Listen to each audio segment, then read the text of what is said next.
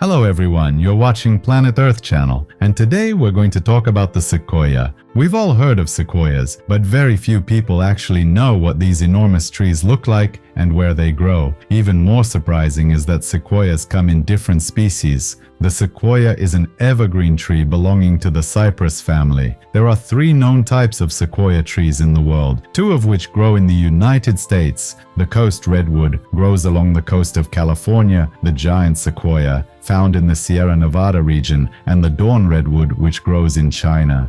But only the giant sequoia is widely known in the world under the name sequoia. The coastal one is called redwood. These 2 species are the largest trees in the world. The coast redwood is the tallest tree, and the giant sequoia is the most massive. The Chinese metasequoia cannot compare in size or height to these giants. Redwood trees grow only along the Pacific coast, in Northern California and Oregon. The redwood is rightfully considered the tallest tree on Earth, reaching up to 115 meters in height. Over 50 currently growing redwoods exceed 100 meters. The trunk diameter can reach 6.5 meters. Some redwoods are between 1,500 and 2,000 years old. Another kind of sequoia is the giant sequoia, also known as the mammoth tree, which grows in the western Sierra Nevada in California at altitudes of 1,500 to 2,000 meters. It got its name due to its enormous size. Although their tallest specimens do not exceed 95 meters, the trunk diameter can reach 12 meters. The oldest living specimen today is around 3,200 years old. Currently, only about 30 groves of giant sequoias remain.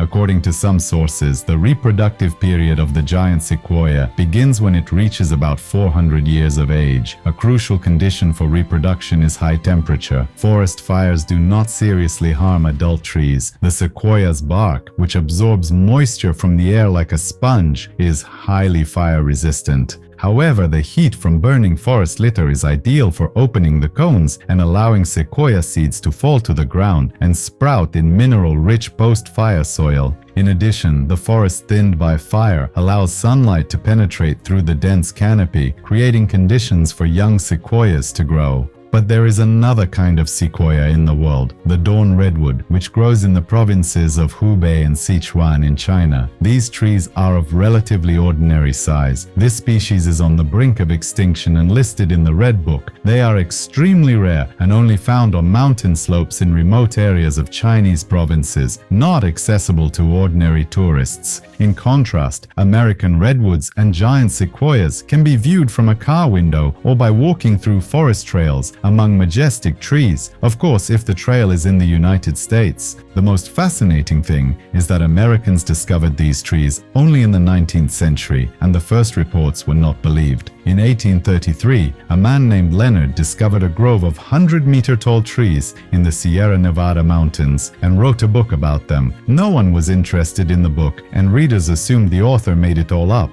20 years later, crowds of gold seekers flocked to the region. One such prospector, Dowd, chased a wounded grizzly bear and ran into a wooden wall. But it wasn't a man-made fence. It was a natural wooden fortress. He returned and told others about the amazing discovery. They laughed at him. Then Dowd used a trick. He said he had killed a bear the size of a house. Everyone rushed into the forest and saw the sequoia grove. People stood in silent amazement before these giants, looking like ants beside them. From that moment, all of America believed in the existence of these supergiant trees, and many set out to find sequoias. Enterprising businessmen bought these groves and charged admission to tourists. After all, where else can you see a tunnel cut through a tree trunk where a horse-drawn carriage can pass? Unfortunately, those stumps and tunnels were man-made to demonstrate the size of sequoias and make a lot of money. Luckily, these giants are incredibly resilient. They can be mutilated but are hard to kill,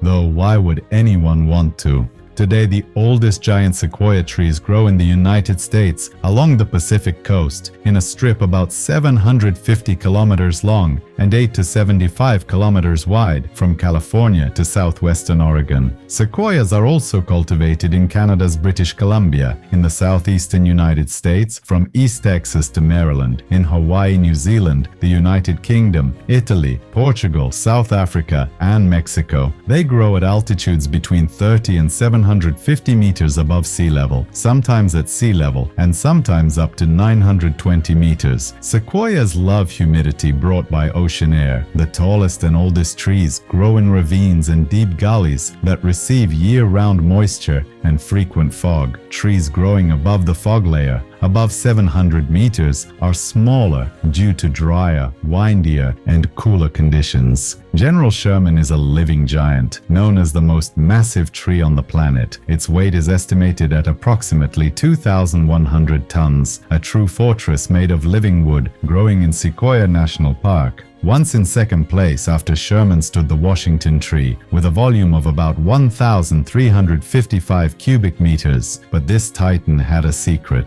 a hollow, burned-out trunk. After a fire in 2005, the tree lost its upper half, and along with it, its former records. The largest of all known giants in history is believed to be an ancient fallen tree from Calaveras Grove, known as the Father of the Forest. According to legend, it reached over 132 meters in height and 34 meters in circumference. Even after falling, it remained colossal, and today its remains are a popular tourist attraction. To walk along the length of its former trunk, one needs time and strong legs. Among the tallest living giant sequoias today is a specimen in Redwood Mountain Grove, which has grown to 95 meters. Outside the United States, the tallest known tree of this kind is located near the French town of Ribeauvillé, 58 meters, despite its young age of 158 years. The title of longest living tree belongs to one called Muir Snag. It is more than 3,500 years old. It grows in Converse Basin Grove and is a silent witness to a time when Rome did not yet exist, when there were no railroads and most of humanity had no written language. The girth at the base is also impressive. The tree, nicknamed Waterfall Tree, standing on a steep slope in Alder Creek Grove, has a basal width of up to 21 meters. Another giant from Atwell Mill Grove, the Tunnel Tree, has a base so wide that entire groups of people could walk through it.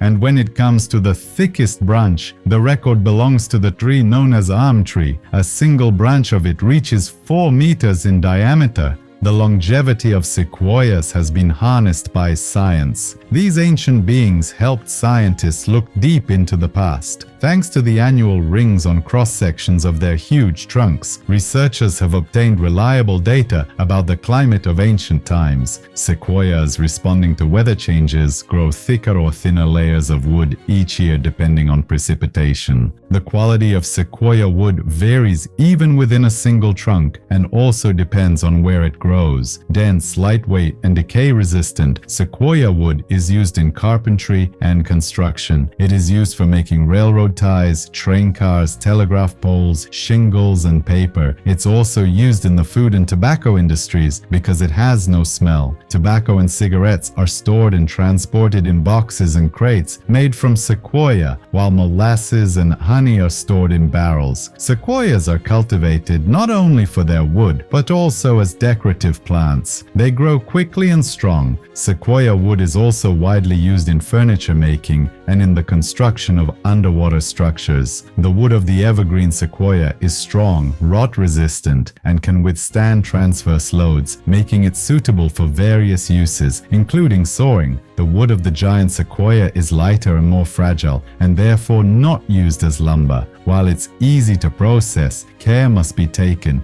due to its softness and risk of splitting during drilling, profiling, and shaping. One can only hope that people truly have reached a point where they grow giants for their needs instead of taking from the wild, which is not infinite. It must be said that new trees appear very rarely, but on the other hand, no one has ever seen a sequoia die of old age. As Ross, the chief forester of the Sequoia National Park in California, once said, "No one has ever seen a giant sequoia die of old age. The fallen trunks lying on the ground fell not from age but due to natural disasters."